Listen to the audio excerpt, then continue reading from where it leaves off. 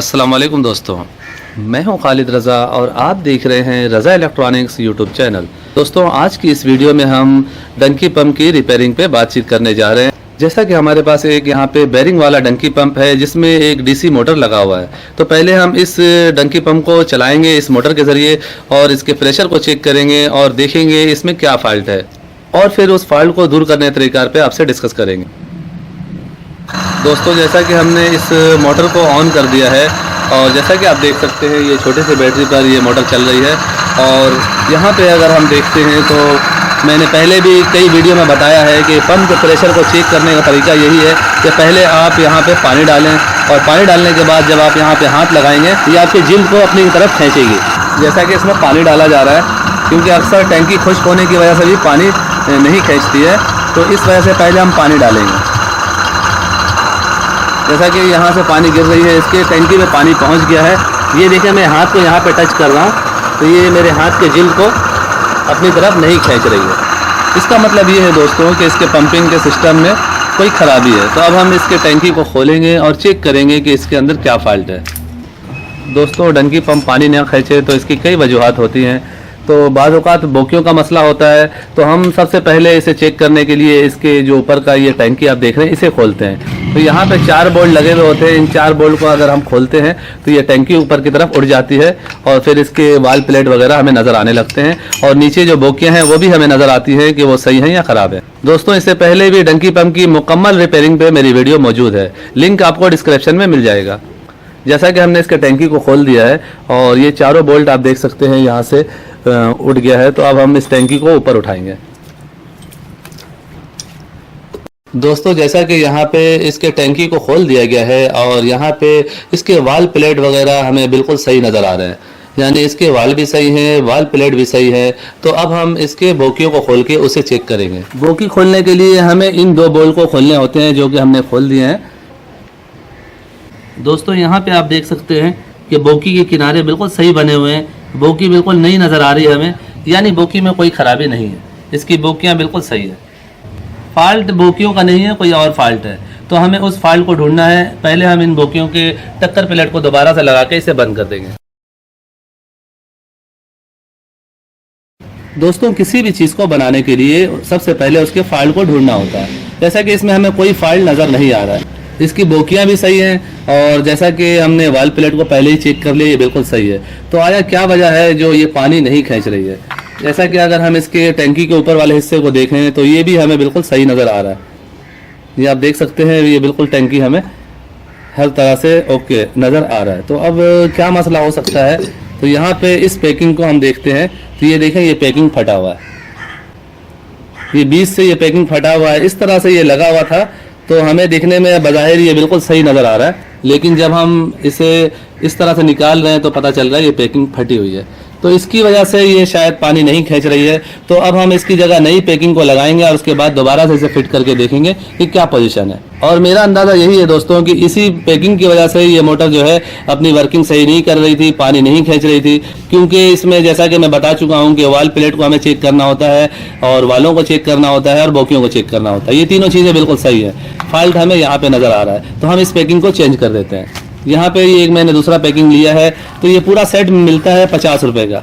इसके अंदर पूरा सेट बना हुआ होता है बोकियों के लिए भी, और यहाँ पे इसके ऊपर नीचे दोनों तरफ के ये पैकिंग मिलते हैं और ये पैकिंग पिस्टन के पास लगता है। तो ये पूरी कंप्लीट पैकिंग 50 रुपये की आती है। नीचे वाला साइज़ अलग होता है, ऊपर का साइज़ अलग होता है। इसकी मुकम्मल वीडियो जैसा कि मैं बना चुका हूँ। तो आज सिर्फ हम इसके पंपिंग के ऊपर डिस्कस करेंगे। जैसा कि हमने पैकिंग को चेंज कर दिया है, यहाँ पे हमने लगा दिया है और वाल प्लेट को हमें लगाना है। वाल प्लेट लगाते हुए हमें इस बात का ख्याल करना है कि ये साइड जो है मोटर की पुली की साइड हो। ये देख रहे हैं स्प्रिंग का ऊपर वाला हिस्सा, ये मोटर की जो पुली लगी हुई है, यहाँ पे बेल्ट लगा हुआ, ये साइड इस तरफ होनी चाहिए, क्योंकि यहाँ से पानी सक होता है और यहाँ से पानी आउट होता है। तो ये देखें, इसमें भी 2 साइज़ है, एक छोटा एक बड़ा आपको नज़र आ रहा है। तो ये छोटा वाला साइज़ इस तरफ होता है, बड़ा वाला साइड इस तरफ होता है। इसके अलावा नीचे वाला हिस्सा आप देखेंगे तो ये बराबर शेप आपको नज़र आएगा और इस हिस्से को हमें नीचे रखना होता है।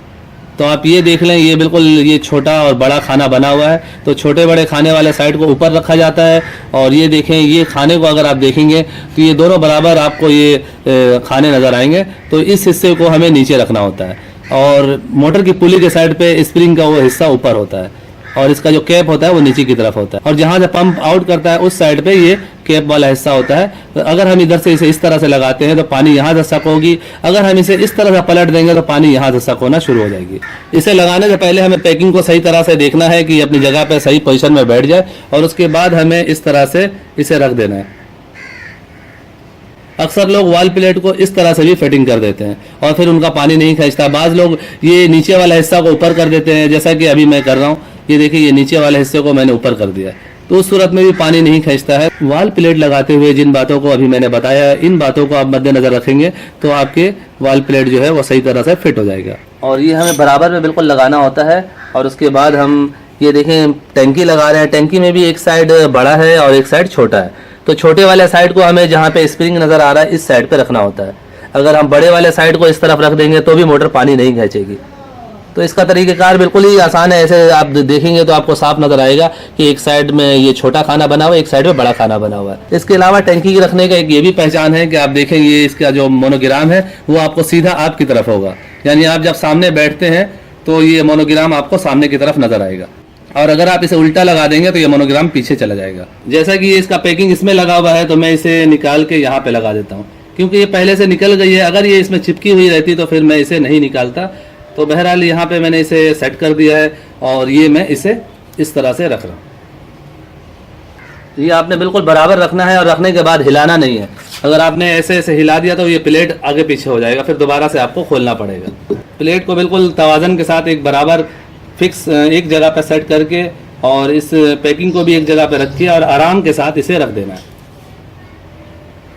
अब हमें यहाँ पे 4 बोल्ट लगा देने हैं, उसके बाद इसे चेक करना है। ये बोल्ट लगाने के बाद हमें एक अंदाजे से इसे टाइट करना होता है। बहुत ज़्यादा अगर आप ताकत का इस्तेमाल करेंगे उस सूरत में इसके ये कान जो है वो टूट जाते हैं और फिर ये मोटर बेकार हो जाती है। दोस्तों, मोटर की टैंकी में 15 के नट बोल्ट लगे हुए हैं। तो अगर आप घर पे मोटर वगैरह रिपेयरिंग करते हैं तो आपके पास 14-15 की चाबी होनी चाहिए, 12-13 की चाबी होनी चाहिए जो कि यहाँ पे लगती है। इसी तरह से आपके पास 10-11 की भी चाबी होनी चाहिए और 19 का पाना होना चाहिए जो कि इसके गिलेन नट में लगता है। इसी तरह एक 15 का टी भी होना चाहिए जिसके ज़रिए हम बोकियों को खोलते हैं। दोस्तों, जैसा कि हमने इस मोटर की रिपेयरिंग कर दी है, इसका पैकिंग का मसला था वो हमने चेंज कर दिया है। ये पैकिंग फटी हुई थी, तो अब हम इसे चला के चेक करने जा रहे हैं कि आया हमारी रिपेयरिंग कामयाब हुई है या नहीं। जैसा कि यहाँ पे हमने इसे बैटरी से अटैच कर दिया है और अब हम इसमें 1 गिलास पानी डालेंगे।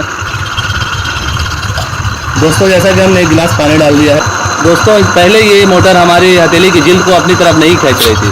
अभी आप देख सकते हैं इसका प्रेशर सही हो गया है। तो मोटर के प्रेशर को चेक करने का ये आसान सा तरीक़ाकार है कि जब आप इसे हथेली इस तरह से लगाएंगे इस जगह पे तो ये आपकी हथेली की जिल्द को अपनी तरफ अंदर खींचेगी। यहाँ भी देखें, जब हम इसे ज़ोर से बंद करेंगे तो ये एकदम प्रेशर से यहाँ से हवा खारिज होगा, जो कि अभी मैंने बंद किया हुआ। ये आप देख सकते हैं, हवा भरने की आपको आवाज़ सुनाई देगी। तो इसका मतलब ये है दोस्तों कि हमारा ये डंकी पंप रिपेयर हो चुका है। दोस्तों, जैसा कि अभी आपने देखा कि हमने इस डंकी पंप के फॉल्ट को चेक किया है। इसके स्प्रिंग वाल भी सही थे, वाल प्लेट भी सही था, इसकी बोकिया भी सही थी। सिर्फ एक पैकिंग की वजह से, पैकिंग फटने की वजह से ये वर्क नहीं कर रहा था। तो हमने इसके पैकिंग को चेंज कर दिया और इसका प्रेशर सही बन गया है। तो किसी भी चीज़ को बनाना हो, उसे रिपेयर करना हो तो सबसे पहले उस फॉल्ट को ढूंढें। जब तक बीमारी नहीं मिलेगी उसका इलाज नहीं हो सकता है। तो सबसे पहले फॉल्ट को ढूंढिए। जब फॉल्ट मिल जाएगा तो वो सही भी हो जाएगा। अगर फॉल्ट नहीं मिलता है तो आप इसमें चाहे जितनी भी अच्छी से अच्छी वाल लगा दें या बोकियाँ लगा दें, ये मोटर काम नहीं करेगी।